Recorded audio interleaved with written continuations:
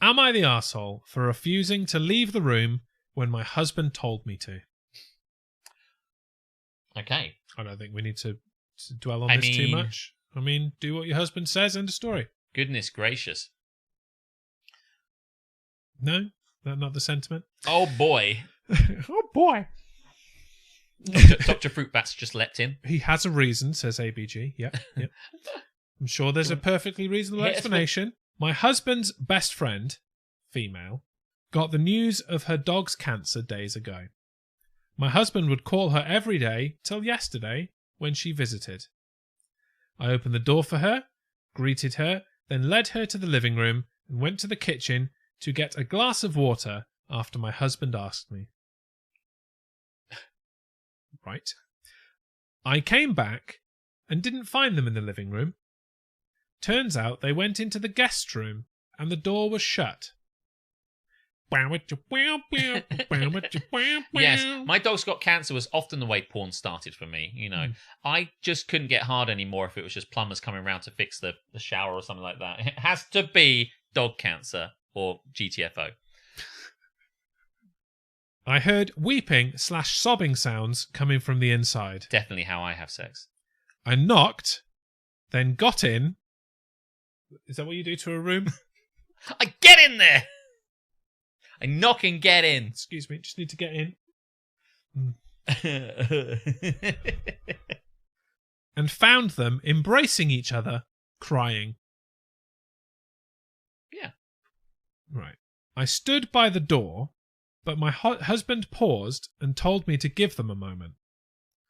I got to say that I did not feel comfortable with his request, so I remained standing. He got up and started repeatedly telling me to get out. I told him it's my house. He can't tell me where I can and cannot stay. He got angry and told me to get out and we'll talk later, but I refused. He asked what was wrong with me for not seeing how tense the situation was and for not giving them privacy. I told them that they did not need to shut the door for any reason, no matter what it was. We argued and she ended up leaving. He blew up at me afterwards, calling me unbelievable and saying I had no respect for him and his friend who's going through a hard time and refusing to give them privacy. I told him how weird it was for them to shut the door just because they were crying. He told me that I was petty. And I had to drink. And overbearing to act like this in front of her and stopping him from showing proper support. I bet he wanted to support her. With his penis. Bit on the nose, but there you go. Bit on the cheek. Depends how big he is, really. Listen, have some fucking decorum. The woman's dog has died of cancer. I couldn't give two shits. Right. Get your cock out. Listen, we need a pretext for me to come round. Dog cancer? No, he said, how about your dad's got cancer? Too dark. Dog cancer? Good. I'll be around soon. Close the door. My wife's in. Don't worry. She'll never think to come in with dog cancer. It's the perfect crime. Anyway, carry on.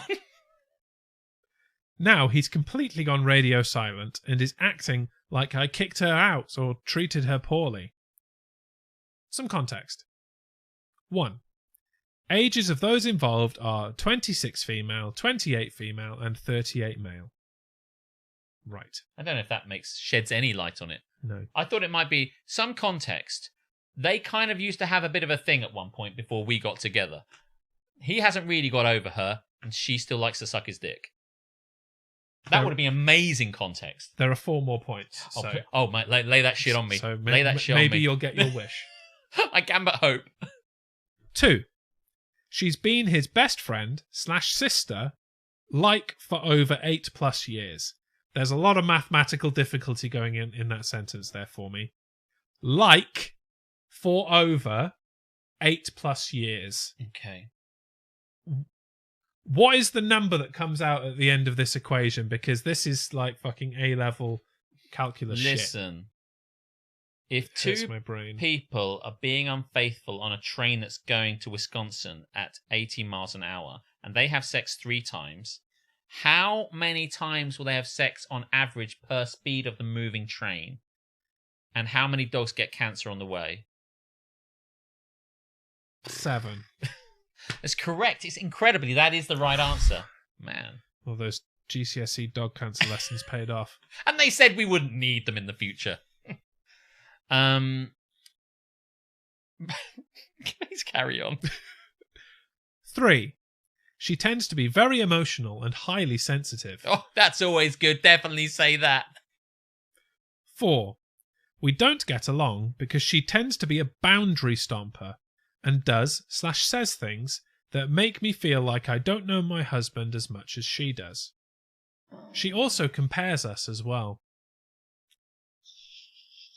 She, the woman, compares the two women. The two women. So, I'm much prettier than you. Your husband probably would like me more because I understand he likes jelly beans and you don't get that. Yeah. Your husband's an arse man and, clearly you haven't got it in that area. Yeah, so... I do. I mean, we might be making a leap here, but anyway. And 5. Initially, I did not want her to come to the house, but after my husband called her and told her to come, since he didn't see her after the news was received till yesterday. It's a long way of saying I didn't want her to come, but she came anyway. Yes, I didn't want her in the house because she's a weird boundary stomper that is passive-aggressive with me, and I don't like it, and I'm probably onto something here, but I can't prove it because she's really fucking good at it. And then she came round, and this is the last straw, and probably what's happening is I'm going to get edged out, and not in a sexy way, and then she'll sweep in, and her dog will still be alive. That's the worst. Paints quite a picture. The worst possible scenario is that the dog is still alive. Dog remains alive. Yeah, the rest we can handle. Mm-hmm. That was the end. She didn't even ask if she was the arsehole. Just, here's your context, now fuck off. So, we'll clear this up. Is she the arsehole for refusing to leave the room? Should she have left the room? Or was she unreasonable? That's the question. Can we just clear this shit up? Dump him and leave them to it. I think that's probably the best answer. I concur. I mean, she's the arsehole to herself for staying in that relationship. I mean, why couldn't, and Tamsin said this earlier, why couldn't they just cry in the front room? Why do they have to go into a little kind of quiet, closed off area? Why not just cry in the front room? I don't really know what to say about this. It's just that his attitude of like, get out, close the door, what the hell are you doing? Can't you read the room? What the fuck? Is totally too much and unnecessary. And there's probably a way of just saying like, hey, listen, but and maybe we're only getting one side of the story. But the other thing is, why would you need to go in a special grief room?